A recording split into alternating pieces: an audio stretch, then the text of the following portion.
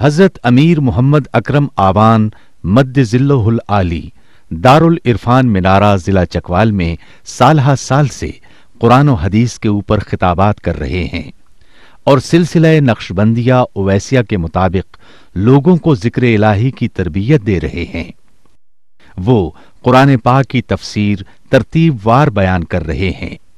تفسیر قرآن کو وہ موجودہ ملکی اور بین الاقوامی حالات کے مطابق بیان کرتے ہیں۔ موٹر وے سے کلر کہار کے انٹرچینج سے نکلتے ہوئے کلر کہار کی جھیل سے ہوتے ہوئے میانی، بوچھال اور نورپور سے گزرتے ہوئے دارالعرفان منارہ پہنچ سکتے ہیں۔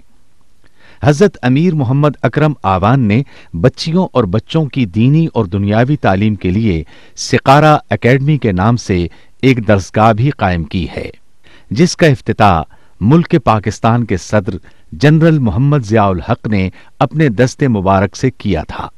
وہ تمام احباب جو اسلام کی طلب رکھتے ہیں ان سے گزارش ہے کہ دارالعرفان منارہ ضلع چکوال میں امیر محمد اکرم آوان صاحب کے خطابات سے مستفید ہوں۔ وہ ہر جمعے کو نماز سے پہلے بیان فرماتے ہیں۔ ہر ماہ کی پہلی اتوار کو ماہانہ اجتماع ہوتا ہے جس میں آپ خصوصی خطاب فرماتے ہیں اور پاکستان کے چاروں صوبوں سے احباب اس اجتماع میں شرکت کرتے ہیں۔ اس کے علاوہ یہاں سال میں 2 مرکزی اجتماعات بھی ہوتے ہیں، ایک رمضان المبارک میں اعتکاف کا اجتماع اور دوسرا جولائی اور اگست میں 40 دن کا اجتماع ہوتا ہے جس میں روحانی تربیت کی جاتی ہے۔